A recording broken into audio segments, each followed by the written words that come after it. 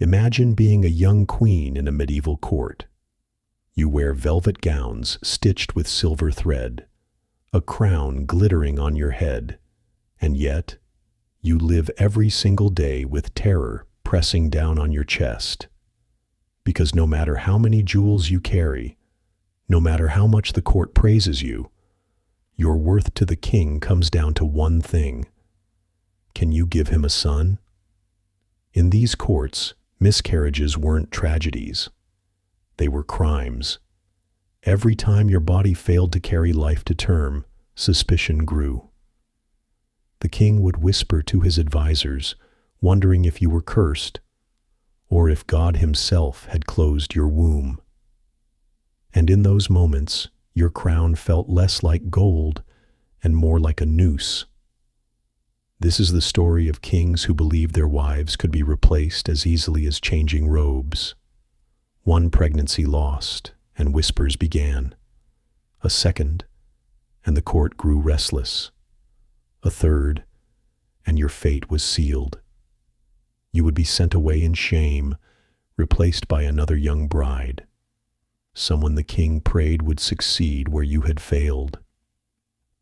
It's a story that played out again and again across Europe.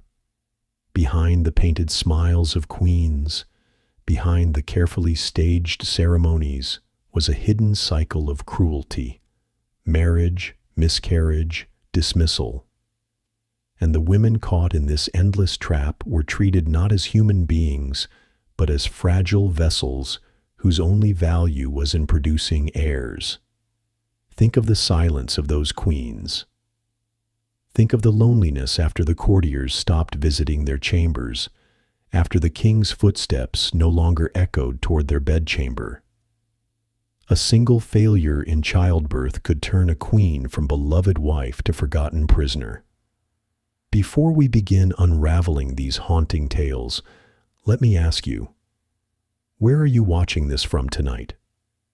Drop a comment below.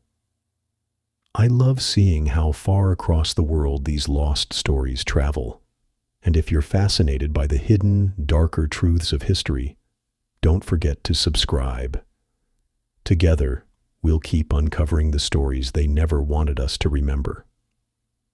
Now, let's step deeper into the lives of these doomed queens. For once you understand their pain, you'll see the medieval crown in a very different light. Picture the grand feasts in a medieval court, the long oak tables, the roasted meats, the silver goblets of wine. At the head of it all, the king sat, surrounded by nobles who praised his strength, his wealth, and his dynasty. But every cheer, every toast, every song was really for something else, an heir that had not yet been born. For the queen, each feast was a performance. She smiled when spoken to, she laughed when expected, but all the while her eyes fell to her still flat belly. The women of the court whispered, watching every gesture, every bite she took. If she refused food, they assumed she was hiding a pregnancy. If she looked pale, rumors spread that she might have lost one. And when a miscarriage did occur, the weight of blame never shifted from her shoulders. Medieval medicine did not understand genetics, nor the role a man's body played in fertility. A queen could bleed and suffer in silence, yet the court would murmur that perhaps she had sinned. Perhaps she was too cold, too weak, too unfavored by God. The king, meanwhile, remained untouchable. His power excused him from all suspicion. Many queens endured this cycle with quiet desperation. But others, like Isabella of Aragon in Castile or Anne of Brittany in France, found themselves living under constant scrutiny, one pregnancy after another, miscarriages stacking like silent tombstones. Each one tightened the noose. The crown they wore was heavy not with gold, but with fear. They lived not for themselves, but for the unborn child everyone demanded. Their worth was measured in swelling bellies, their futures balanced on the knife's edge of childbirth. And when they miscarried, they carried not only grief, but the terrifying knowledge that their very marriage, their status, their safety, had been shattered in an instant. For a medieval queen, the most dangerous enemy was not a rival noble or invading army. It was her own body. When the miscarriages piled too high, the king's patience broke. He would summon advisors, bishops, even doctors, and the verdict was always the same. It was the queen's fault. Whether through divine punishment or natural weakness, she had failed. And failure in the medieval court was not forgiven. The dismissal of a queen was rarely dramatic. There were no shouts, no violent confrontations. Instead, it was cold, administrative, and merciless.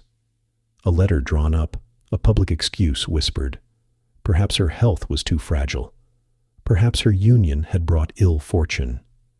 Soon, another young woman was chosen, her dowry secured, her youth admired, her body seen as fertile ground for a dynasty yet unbuilt.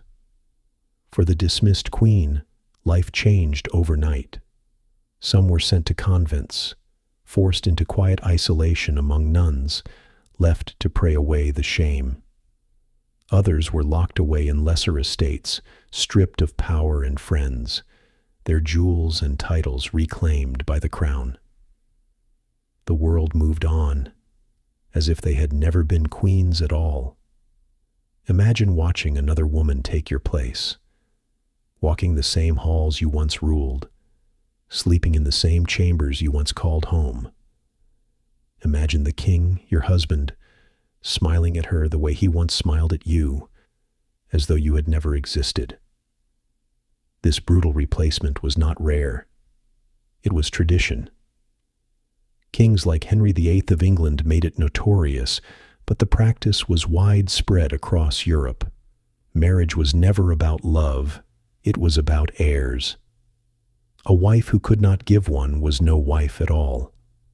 The cruelty of this system was not in a single act, but in its chilling normality. The queens who suffered were not remembered as individuals, but as failures, erased from history while their replacements were celebrated, until, of course, they too failed.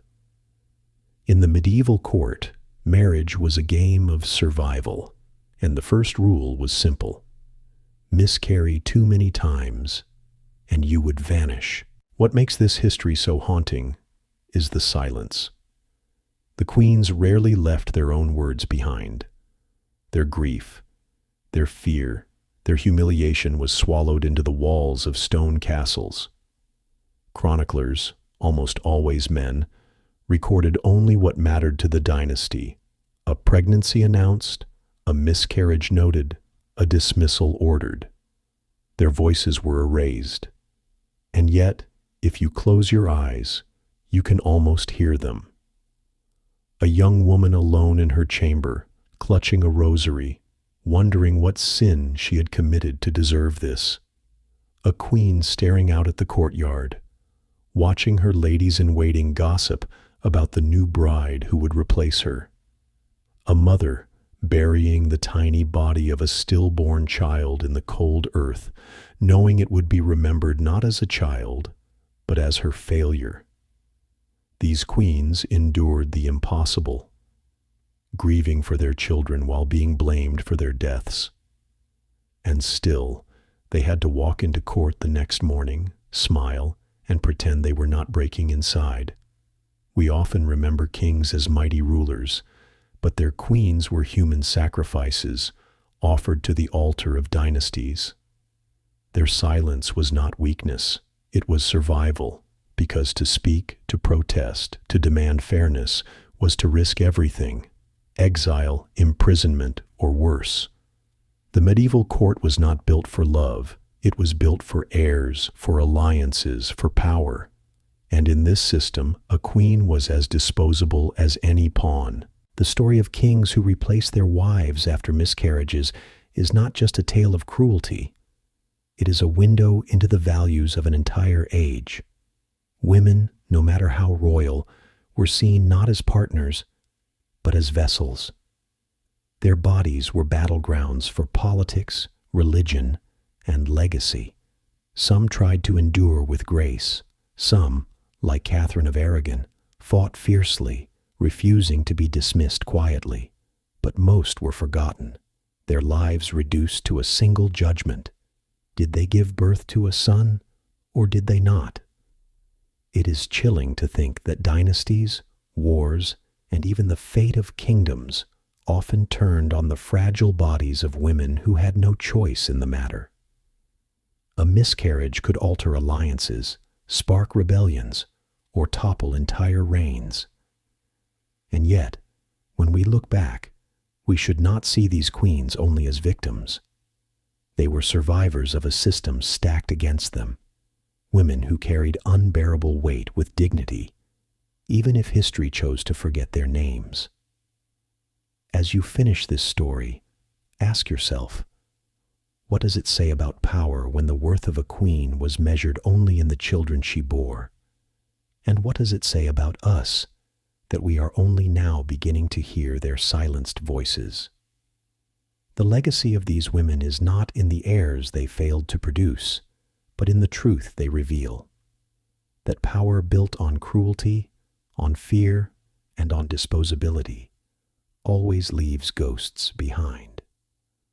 So the next time you see a golden crown in a museum, remember the women who wore it with trembling hearts, knowing that one lost child could cost them everything.